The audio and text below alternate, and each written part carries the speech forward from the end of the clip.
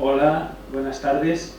Bienvenidos en esta tarde preestival aquí en la facultad, en el Salón de Grado de la Facultad de Ciencias de la Información.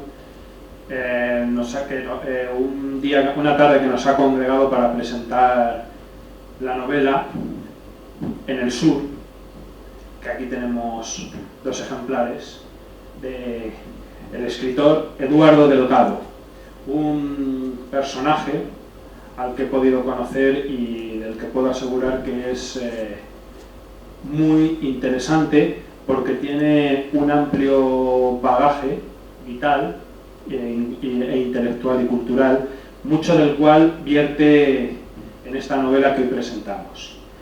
Bien, él nos va a dirigir ahora unas palabras, pero no me resisto yo a introducirle a través también de otras que he tenido a bien escribir en relación a esta novela.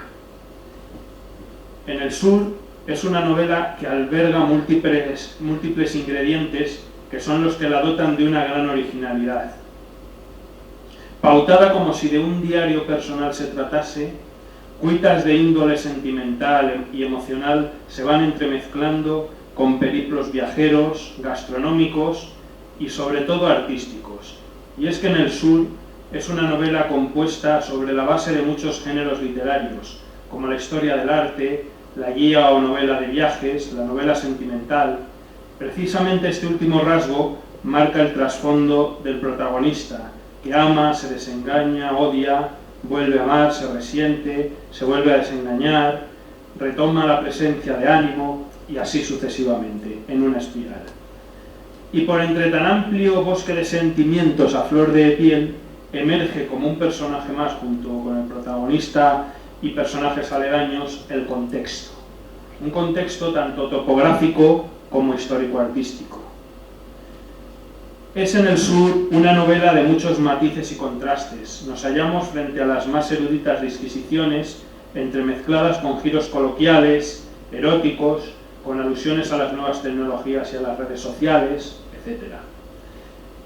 Un profesor de historia del arte es despedido y lucha por hallar la estabilidad laboral y emocional, las cuales se le encarecen mucho, por lo que se lanza a una huida hacia adelante llena de lugares, de emplazamientos, de paráfrasis cultas, de alusiones al pintoresquismo, así como al vértigo de unos acontecimientos que se van sucediendo con gran agilidad y amenidad.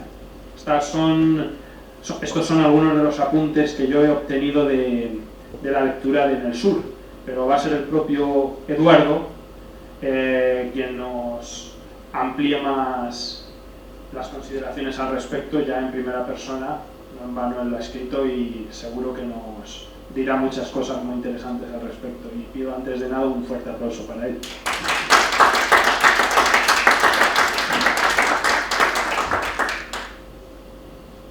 Gracias, buenas tardes a todos, con este acento canario afincado en Sevilla. En primer lugar quisiera agradecer a la editorial Bundibook Ediciones las facilidades que ha puesto para la publicación de este libro, especialmente a la editora Ana Cuesta, aunque no esté aquí presente, que tuvo la gentileza de leer el primer capítulo del libro y obsequiarme con sus elogios. En segundo lugar quiero agradecer a Ángel Jiménez su apoyo y respaldo para poder realizar esta primera edición de mi obra. Sin su empeño para que se publicase, nada se hubiera realizado. Igualmente quisiera agradecer a los miembros de mi familia, Ángeles y Nieves, aquí presentes, el respaldo que siempre me han prestado para la ilusión que pudiera convertirse en una realidad y se viera cumplida una expectativa largamente esperada. Asimismo, agradezco a todos los amigos, especialmente a José María también aquí presente, la estima que han tenido siempre mis escritos, porque sin ellos tampoco me hubiese decidido a publicar. Quiero hacer también un recordatorio a más de 200 amigos que van a comprar la novela, que están pendientes y no han podido venir, y que están conmigo y me han mandado su mensaje. Han venido de la infancia, de la juventud, del tránsito de mi vida. En el Sur, un título con connotaciones reales y mágicas.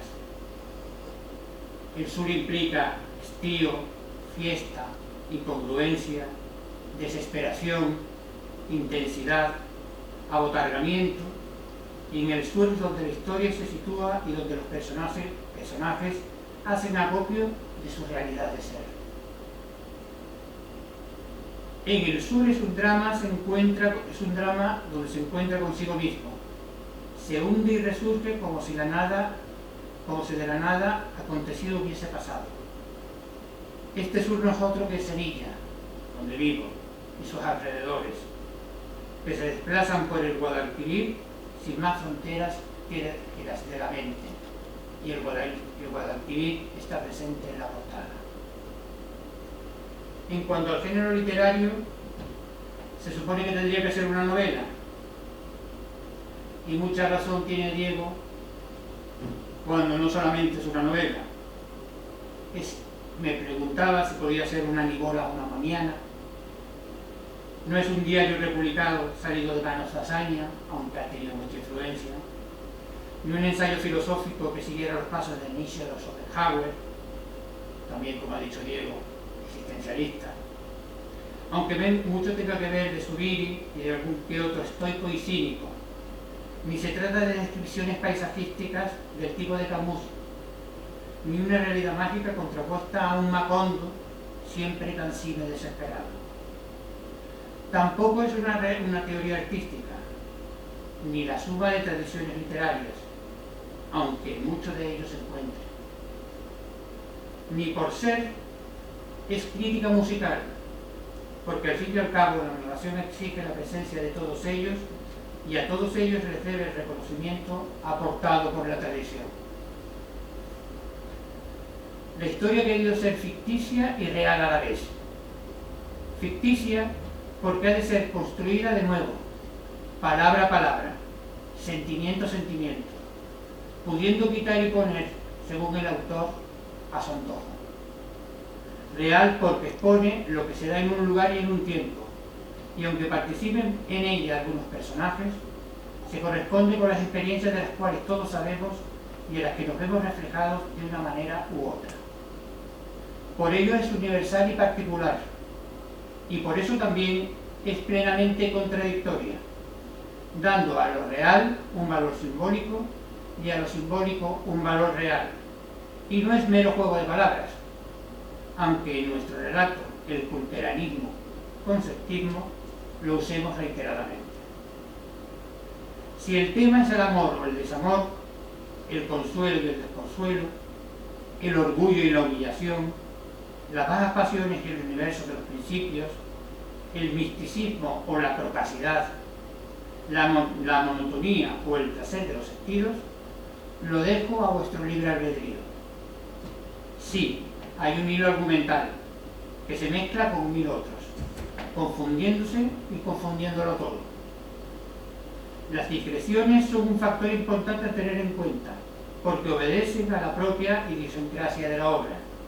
Tan es así que Diego lo ha encontrado en los viajes, en las historias del pasado, que siempre se hacen presentes, etc. Y que es así como suele funcionar la vida en el discurso. Nosotros no tenemos un discurso lineal, el discurso va siempre salpicado con diferentes experiencias, y las experiencias se ven. No se trata de narrar una historia, sino contemplar en compulsión cientos de ellas, para rendir homenaje no solo a la memoria personal, la del autor, sino a la de la cultura diversa y aparatosa a la que estamos ligados y que es en sí suficiente recompensa. En cuanto al estilo, pasa de un barroco obsesionado, contradictorio, conceptista en la forma y en el fondo, a otro ligero y coloquial. Es decir, unas veces hacemos reflexiones literarias, tomando notas de autores, y otras las hacemos en un lenguaje llano, concreto, que lo entiende todo el mundo. Ahí está la contradicción de la obra. El diálogo con el lector está presente como una señal más de la literatura, porque la propia literatura es una conversación con el otro, ocupe el lugar que ocupe. Mucha de la influencia la tienen los autores clásicos y Unamuno, que muchas veces hace partícipe al lector de la obra, preguntándole qué es lo que siente, asociándose a sus sentimientos, incluso aburriéndolo, porque de ello se trata. Lo nombra con nombres, pronombres, adjetivos. Quizá de esta manera, un tanto barroca, nos sirva para volcar la literatura en la vida de cada cual, convirtiendo por un momento una página de la novela en la vida del lector y a la literatura en la realidad existencial. Y si después del llamamiento le describe lo intrínseco de la realidad, aquello que es y que no es al mismo tiempo, le mantienes la desazón con la que comenzó a leer la obra, le despiertas la curiosidad para seguir comprendiendo el transcurso de las cosas, de los acontecimientos, y transformas una historia general en episodios cotidianos de la vida misma, algo ya habrás conseguido, pues más que contar o narrar, quiero convertir la literatura en una realidad por sí misma, que deja lo secundario de las cosas de lado, preocupándose por un sentimiento más profundo, indeleble e inequívoco, que a todos nos lleva al hundimiento y a todos nos incorpora con su astucia. Por eso la literatura es el lugar ideal para captar y describir, no las formas ni las cosas, sino la esencia misma de la vida. En cuanto al tiempo, la sucesión de días y meses posee un carácter cíclico, de devenir. Diego también se ha dado cuenta, es una espiral que a veces comienza, que a veces termina, y donde termina vuelve a comenzar de nuevo, y no tiene ni principio ni fin. Todo puede cambiar en un día y en una hora: el amor, el desamor, el desasosiego. Esta argucia permite mezclar tiempos y las secuencias, y al pasado le sigue el presente, que ha dejado de ser presente un instante para convertirse en pasado, sea cercano o lejano. Y cuando vuelve a ser presente para volcarse en el futuro, ya no sabe si es el porvenir el presente, si es futuro, si es pasado, y estamos como locos pensando qué es lo que es. Por mucho que concibamos el tiempo de forma cíclica, es más, por tanto, una espiral que se retuerce sobre sí misma, ahuyentando cualquier concepción lógica, aunque frente a la pantalla del ordenador, en la que está situado siempre el autor, el escritor, haya motivos para la esperanza. Los personajes son siempre modelados siguiendo los contornos de la realidad próxima, como si los hubiese buscado en la calle para meterlos dentro de la literatura, como lo hizo tantas veces Caravaggio para componer sus obras. Es decir, quiero que los personajes sean reales, como la vida misma, en mis amigos, en mis conocidos, en aquellos que están cerca, sin despojarlos de cómo son, tomando plena nota de cómo son, de los defectos, de las virtudes, mostrarlos tal cual son, como hacía Caravaggio, el pintor barroco por excelencia, el barroco materialista. Se perfilan como ellos mismos quieren, y esa forma de ser es la que traigo a colación. El personaje principal habla en primera persona y se deja llevar por su antagonista, al que quiere convertir en principal. El resto de los personajes asumen papeles preponderantes en circunstancias determinadas. Despiertan simpatías o recelos según el carácter que muestren en cada momento. Pueden ser coléricos, flemáticos, racionales, dubitativos, hipócritas, irresolutos, envidiosos, paranoicos. ¿No tenemos todos un poco de ellos? Un amplio espectro del carácter humano. Y si no es una autobiografía, ¿qué lugar ocupa el autor? Y si lo es, ¿cuál? Podríamos argumentar que todos los personajes son el autor, hasta el narrador en primera persona, que al igual que el resto de los personajes son, todos y cada uno, imagen y semejanza del autor. A veces se desespera y deja de contar con ellos. Ora los mata, ora los abandona al final de cualquier historia destartalada, Algunas veces el rechazo se convierte en una anécdota pasajera y los vuelve a retomar como si de un creador todopoderoso se tratase. Recuerdo a la criatura, Unamuno, y a sus personajes que mata, los hace revivir, los saca, los pone, y el autor es el creador de los personajes, es el creador de la realidad, y no deja de ser la ficción, como la vida misma. Algunas veces el rechazo se convierte en una anécdota pasajera. Otras veces quiere convertir a los autores citados en verdaderos personajes de la obra. El elenco es tan grande que las miriadas saldrían despavoridas para introducirse en el sueño de un bibliotecario de Alejandría o en las páginas de Gareth de Borges. En cuanto a la música, otro ingrediente más, se ha escuchado el largo tendido. He escrito escuchando música, he escrito con música y he escrito para música. Tanto cuando se desarrollan los acontecimientos persiguiendo sus formas, tanto cuando produce emoción al tiempo en que leemos. Parece que las partituras se están escuchando cuando leemos esta obra. El factor musical ha sido primordial en la composición y el desarrollo de la obra. La música se convierte en literatura, no solo por el tránsito de nombres de autores y de obras, sino porque el sentimiento musical produce pasajes intrínsecamente relacionados con el argumento. Y de los autores, filósofos, escritores, poetas, pintores, escultores, ¿qué podríamos decir? Todos vienen en la Wikipedia.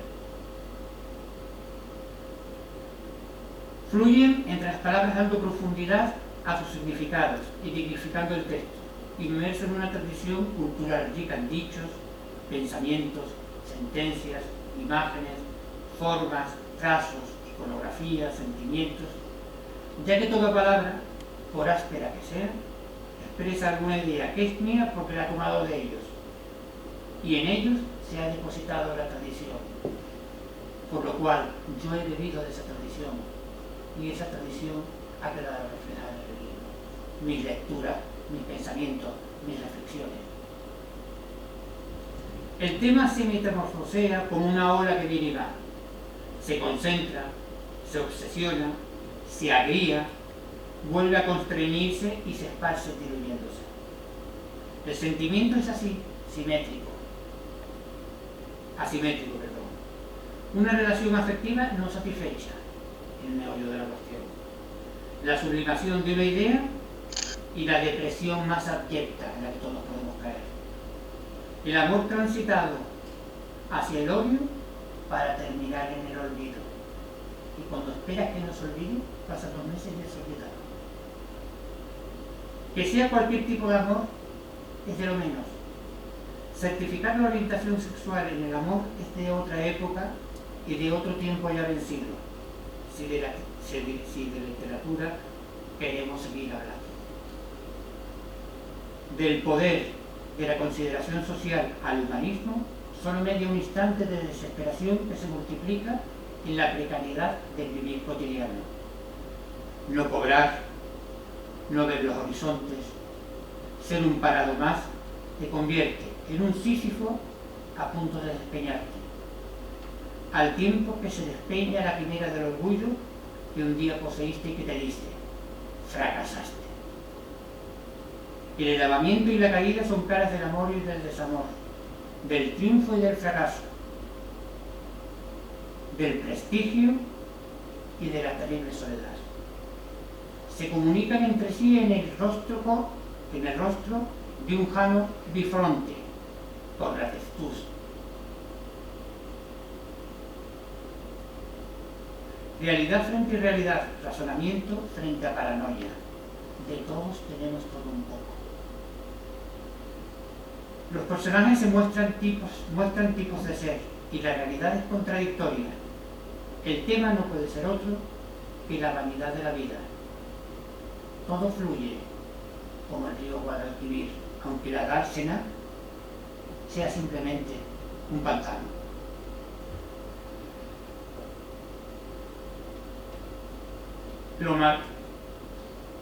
Por eso los recuerdos aparecen trastocando el argumento, lo marean, confunde a los personajes reales con la de ficción, al lector con el escritor y hasta la editora, en este caso editora, después de tanto esfuerzo, sale malhumorada con tanto intrincamiento que aburre una vez y otra produce hilaridad, pero nadie deja indiferente, porque ¿acaso no estamos acostumbrados a ciertas dosis de locura? Termino reiterando mi gratitud a la editorial Nulibuc Ediciones por brindarme esta oportunidad y espero que se cumplan las expectativas. Muchas gracias a todos y buenas tardes.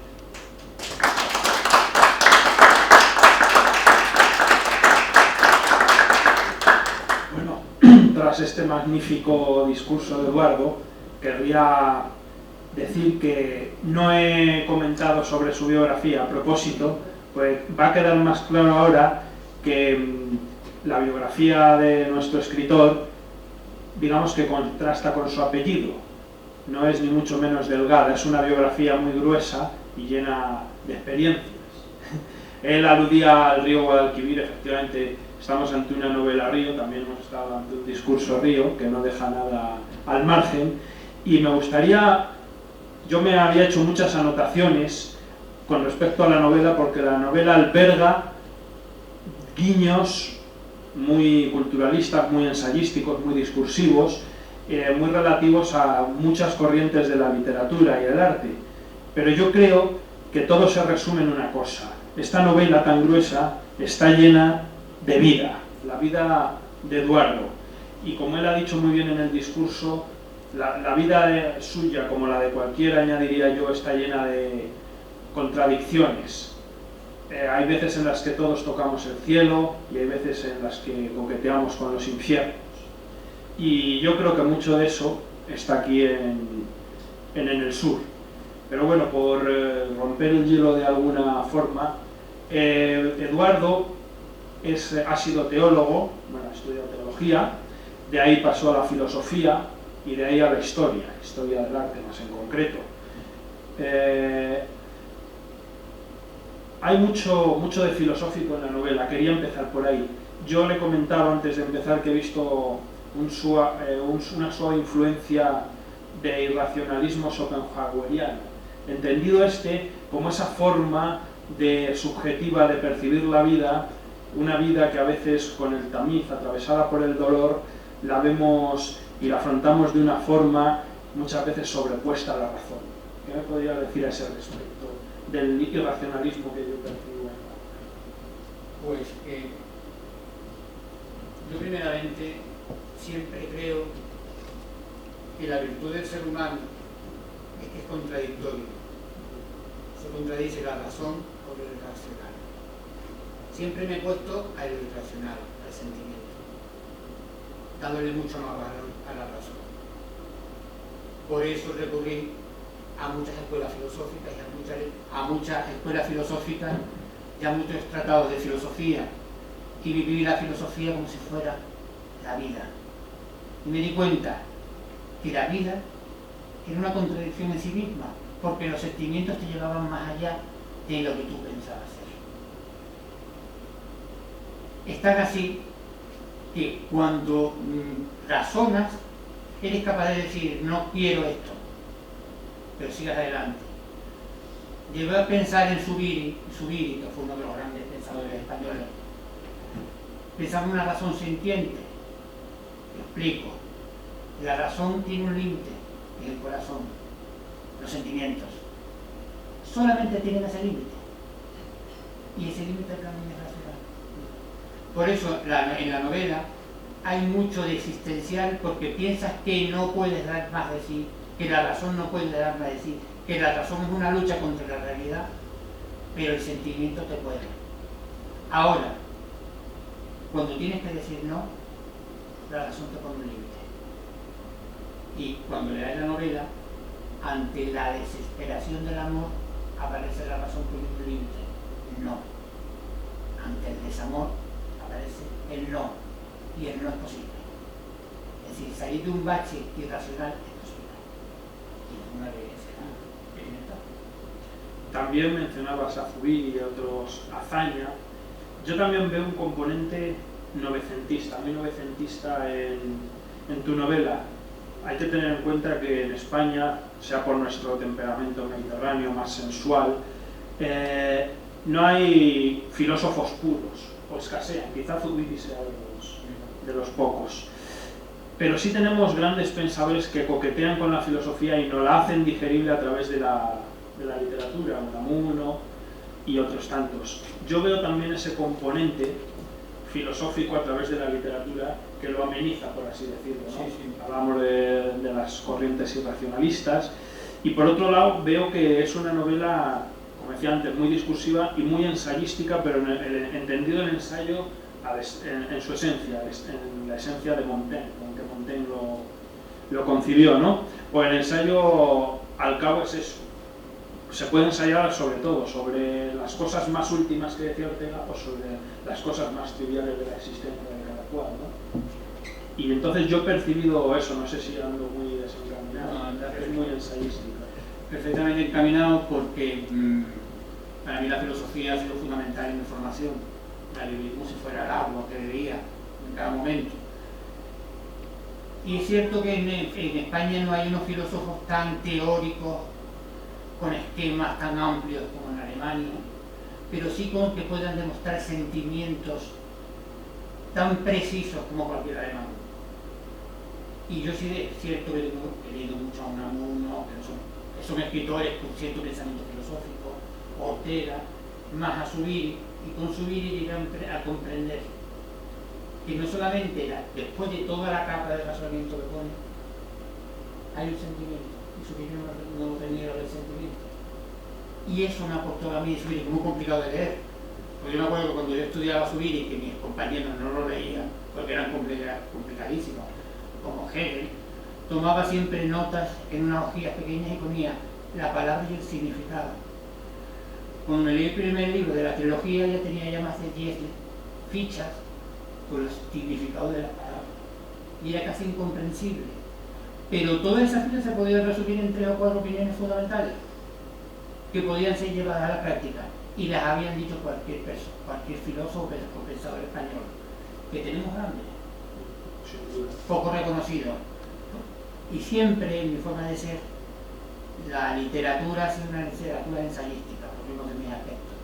Pensar y escribir al tipo que pienso.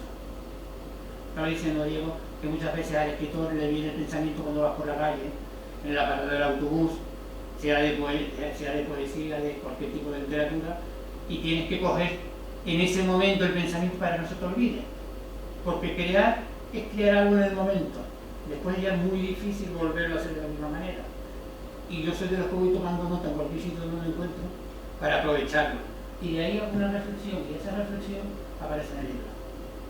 De un día, de otro, del tema que sea.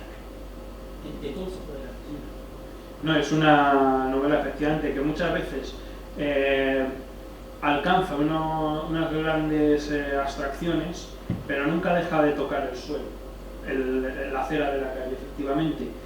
Y sin dejar de lado lo filosófico, lo reflexivo, hay también, digamos, un componente estilístico muy trabajado.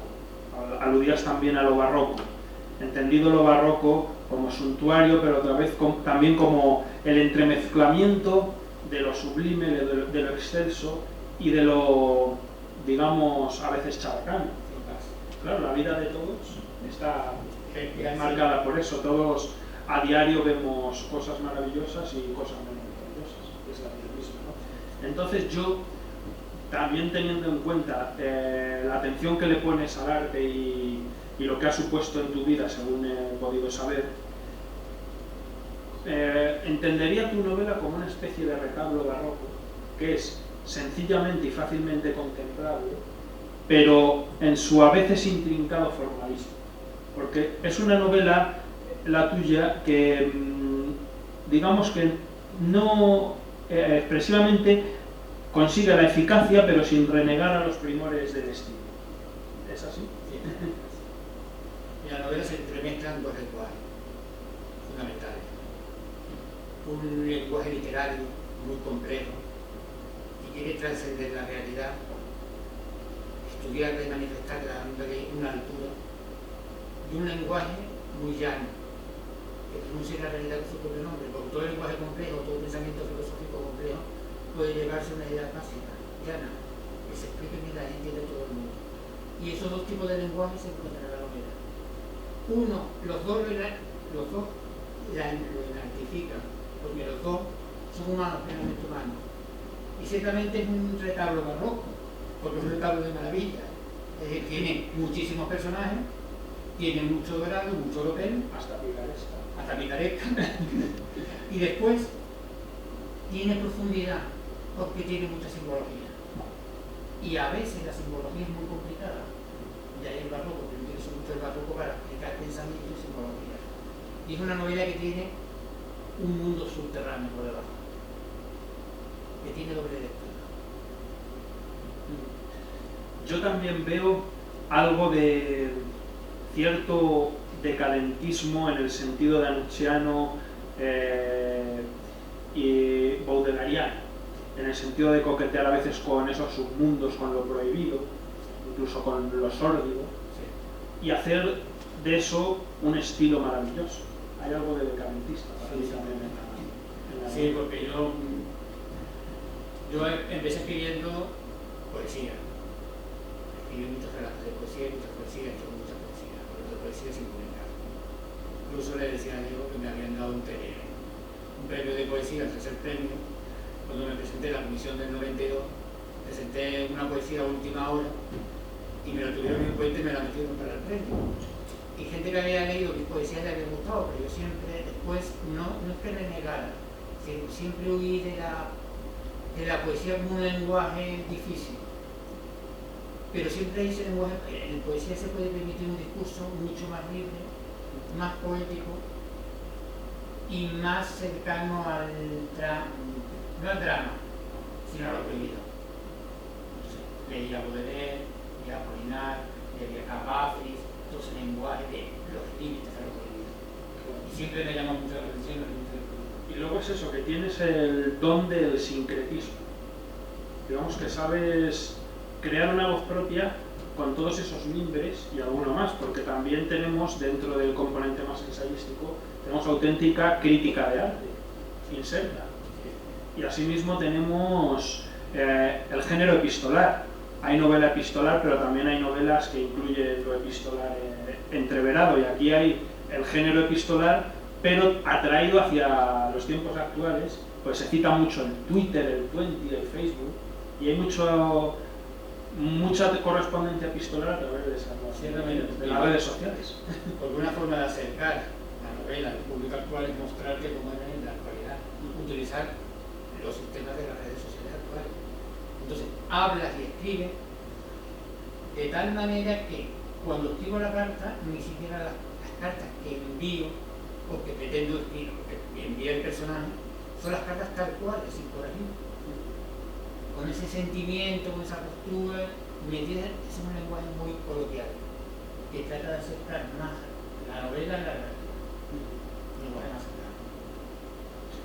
Y luego también, lo que yo he visto es eso, que entremezclas géneros novelísticos o la evolución de la novela a través de distintos siglos incluso. Pues yo veo esa fusión del espíritu en los personajes, propia del sentimiento romántico. También veo detalles, pues, como comentaba antes, del pintoresquismo propio de las novelas de folletín, germen de las realistas. Veo elementos de la novela realista, de hecho es una novela río como muchas de aquellas. Y veo también rasgos de la novela más actual, de la que se viene escribiendo, que bebe de las anteriores, pero que afronta, ahí volviendo al tema existencial, el estar en el mundo del ser humano hoy, cuando los grandes discursos parece que se han desmoronado, el estar en el día a día luchando por encontrar una vía vital, ¿no? Veo mucho eso. Cierto. Yo he sido un lector, un gran lector. Es decir, he leído todas las escuelas literarias, todas las corrientes literarias, desde la rusa, literatura rusa, alemana, inglesa, francesa, italiana. He sido un devorador de libros. De hecho, en mi casa hay más de 5.000 ejemplares. Es decir, una gran biblioteca que forma parte del libro. y utilizando rasgos de la literatura rusa o alemana, utilizó también rasgos de la literatura americana del siglo XX. Y de la más prosaica esto, también americana, Sexus, Lexus, Nexus, alguien, por ejemplo, está muy metido dentro del sentimiento. En explicar, por ejemplo, episodios sexuales, episodios materiales, o de vicio, o de pensamiento, están muy tomados de la mano de Henry Miller. Y Henry Miller es un personaje de la literatura contemporánea americana que vive en Europa. También utilizo esos medios como expresión y me lo mejor. Y bueno, el protagonista es un alter ego, ¿entiendes? El protagonista de un alter ego quiere ser ese alter ego. Pero quiere ser el tipo en el que todo el mundo puede reflejarse. Es decir, que todo el mundo pasa por lo más electo, por lo más la mayor sordidez, por el mayor enajenamiento mental, pero también pasa por la vida, por el placer, por el amor. Y claro, el personaje quiere que todo eso parezca reflejado. Y atiende al sentimiento, por eso digo, oye, el personaje, el narrador es el autor, y quiere ser cómplice con el lector, y atrae muchas veces al lector hablando con él, y dice, oye, tú me estás leyendo, ¿qué piensas? ¿Qué me dices? ¿Te estoy aburriendo? ¿Qué me dices? ¿Qué me dices de esto que estoy diciendo? Para tener al lector complicidad. Es un poco la imagen aquella de Stendhal ahí con el espejo, ¿no? Que sí, lo refleje todo. Sí. Es un poco, esta novela refleja muchos, si no todos, gran cantidad de flancos vitales de cualquier ser humano. Pero cualquiera se puede identificar, salvando las distancias, con el personaje de la novela. Ha sido mi sensación. Y bueno, habiendo hecho este recorrido por un poco el estilo que define el libro, las fuentes, la inspiración y todo esto, yo quería preguntarte, ¿qué te movió a escribir?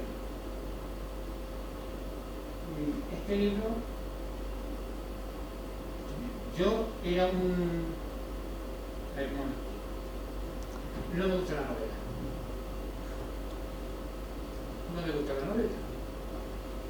He leído muchas novelas, la mayor parte de las novelas me aburren, soy más adepto de ensayo, de pensamiento, de la literatura que tenga argumento.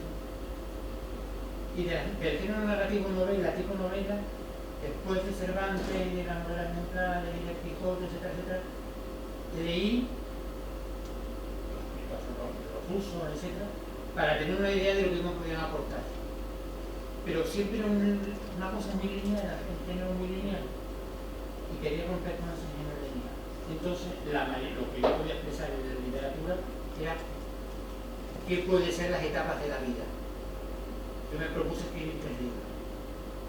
Un primer libro que no se ha publicado, se titula Ojo de Santo, que sería la primera edad de la vida, cómo es el ser joven.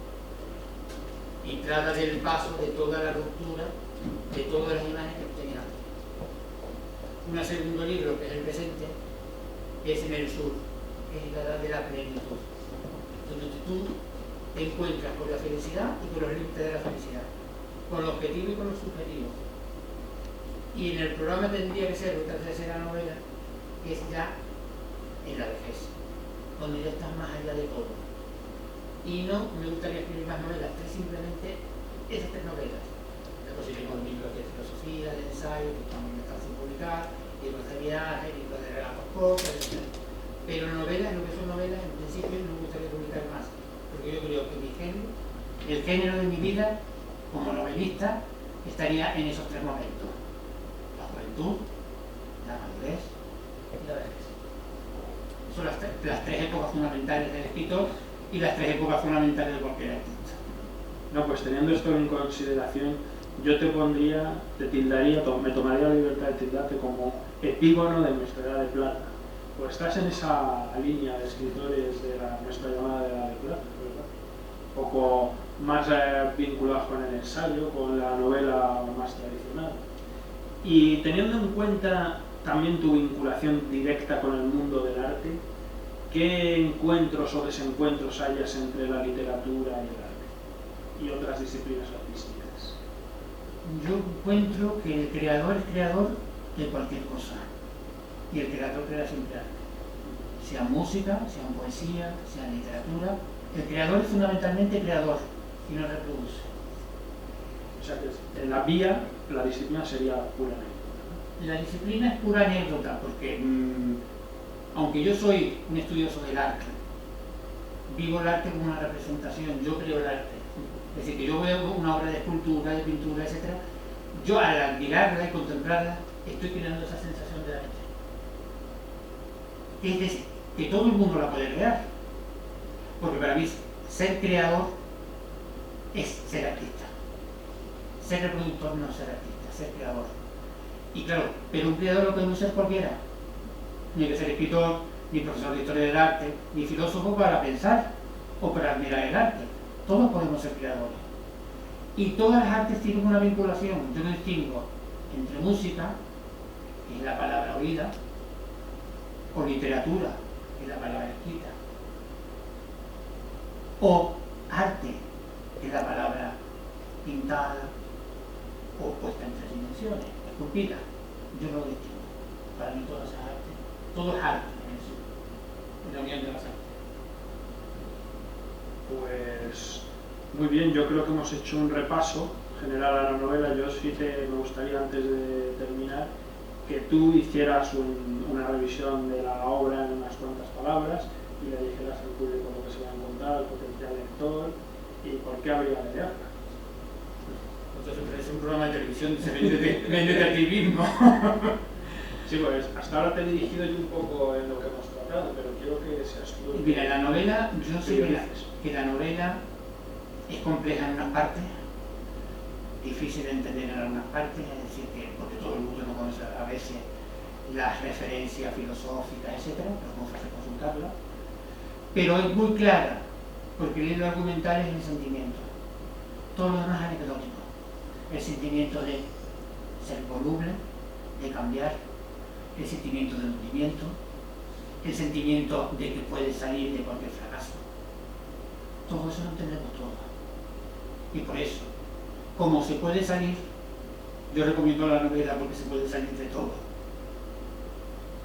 Y la novela, yo creo también que es una novela, como decía, es una novela que es un vademecum donde hay muchísimos ingredientes y que en la novela va a tener muchas iniciativas culturales, es decir, porque si le da Schopenhauer, verá a la generación del 27 también reflejada, a los autores del barroco, a poetas, a pintores, etcétera, etcétera. Es un vademecum, no de medicina, pero sí de arte y de escritura. Entonces yo, en ese sentido, creo que respondo un poco a mi ser, a lo que soy yo y a lo que soy y a lo que he sido en el pasado, con todo lo bueno y lo malo. Muy bien, pues si alguien entre el público quiere hacer alguna sugerencia, alguna pregunta o algo, ahora es el momento. Si no, mira, tenemos una. Bueno, pues yo quería preguntarte, porque no sé si me equivoco, pero bueno, en los estados me ha parecido que, bueno, en mi caso supongo que es o que esta es tu primera novela o tu primera obra publicada. ¿Cuál es tu sensación? ¿Pensaste alguna vez que ibas a terminar publicando algo? ¿Era un deseo por tiempo? ¿Te digo la verdad? ¿Tu sensación ahora mismo de...? Te voy a decir la verdad. Yo, se lo dije a Diego, tuve un momento en que quise publicar una obra de teatro, escrita, y se la envié al director de teatro, Adolfo Macías, la rechazó. Tenía 25 años.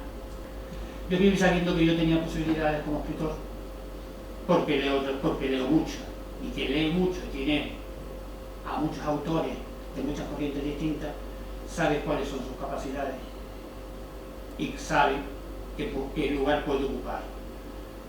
Pensé que lo ocuparía después de la muerte, que todo estaría sin publicar hasta después de la muerte, y que después de mi muerte se publicaría. Sin embargo, Ana contactó conmigo. Ana, tú no eres Ana, ¿no? Pues Ana pues, debería haber estado, ¿eh? Ana contactó conmigo y me leyó el capítulo. el primer capítulo de la obra, me pidió un capítulo. Yo decidí mandarle de esta obra que estaba escribiendo, que había escrito también, no del primero, sino de la segunda obra. Lo leyó entusiasmada y me dijo, yo quiero publicarlo. Voy a hablar con la editorial y quiero publicarlo. Y a pesar de todas las dificultades se publicó. Y yo me siento plenamente satisfecho. Porque ahora, en vez de dejarlo hasta el final, porque en ese sentido yo soy muy tremendista, muy existencialista, muy tremendista, dejarlo para los últimos tiempos, cuando me muera que decida si lo leo o no, pues ahora voy a beber del producto de la actualidad. Entonces me siento satisfecho. Porque los que lo han leído algo de ella, algo de emoción han sentido. Y algo de mí han visto. Y algo de literatura se ha realizado. Entonces en ese sentido me siento satisfecho. Me alegro un montón y espero que consiga publicar las otras novelas. Muchas gracias. Pues, si quieres, me gustaría leer el primer párrafo de la novela porque yo creo que condensa muy bien mucho de lo que hemos dicho.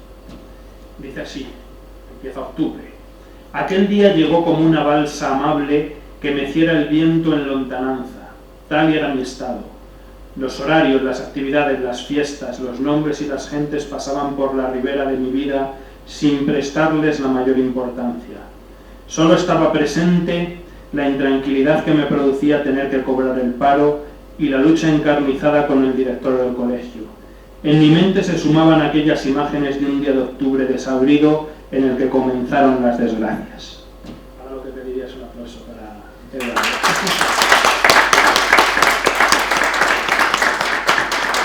Muchas gracias y espero que os guste.